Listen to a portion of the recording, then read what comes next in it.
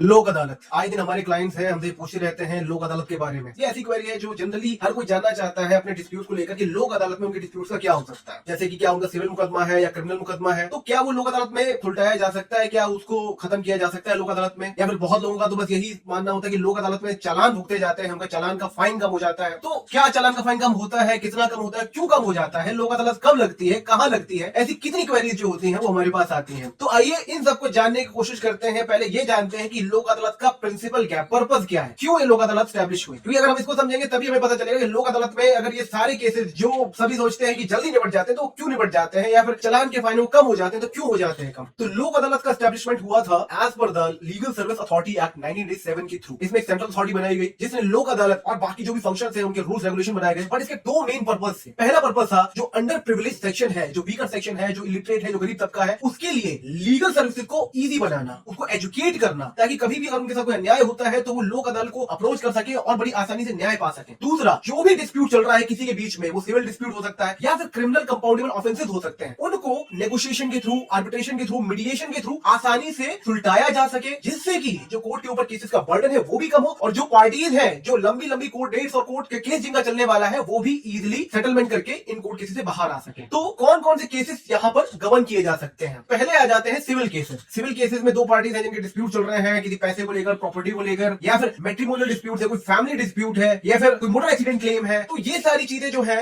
ये पार्टीज लोक अदालत में एप्लीकेशन मूव करके अप्रोच कर सकती हैं और वहां पर बड़ी इजी तरीके से नेगोशिएशन कर आपस में बातचीत कर इसका निपटारा किया जा सकता है। या फिर criminal compoundable offences. Criminal compoundable offences as per the Bharatiya Nagarik सुरक्षा संहिता, जो भी क्रिमिनल ऑफेंसेस जो कि कंपाउंडेबल है, मतलब जिनको आपसी दोनों पार्टी मिलकर निपटारा कर सकते हैं, वो भी लोक अदालत में अप्रोच कर सकते हैं। और तीसरा आ जाता है ट्रैफिक चालान। तो ट्रैफिक चालान होते हैं, लोग बोलते हैं ट्रैफिक चालान यहाँ पे माफ हो जाते हैं और बहुत कम फाइन हो जाता है और बड़ी इजीली हो जाते हैं। देखिए, जो ट्रैफिक चालान से लोक अदालत में कराने से बहुत सारे फायदे हैं। एक तो लोग चालान जिनके कट जाते हैं वो सालों सालों तक बैठे रहते हैं, जब गाड़ी फेंकने की बारी आती है तब जाके कहीं चालान भुगताते हैं जाके। तो लोक अदालत करने से लोगों को लगता है फाइन कम होगा तो आसानी से यहाँ पे चालान एप्लीकेशन मूव करके उसको निपटाया जा सकता है। देखिए, जैसे कि इसका प्रिंसिपल था कि दोनों पार्टीज के बीच में नेगोशिएट करके मामले को सेटल करना, तो चालान भी उसी कैटेगरी में एक तरह से आ जाता है। क्योंकि चालान जब भी होता है तो मतलब कि जो वायलेटर है उसने स्टेट के साथ ऑफेंस किया है, स्टेट ने उसके ऊपर फाइन इंपोज कर दिया है, तो स्टेट ने जो फाइन इंपोज किया है और जो वायलेटर है उन दोनों के बीच में नेगोशिएशन होता है कि भाई ये ऑफेंस का जो फाइन है वो कम हो रहा है और आप इसको भर दो। इससे क्या होता है, मामला सुलझ जाता है। तो प्रिंसिपल यही है कि नेगोशिएट करके चीजों को खत्म कर देना।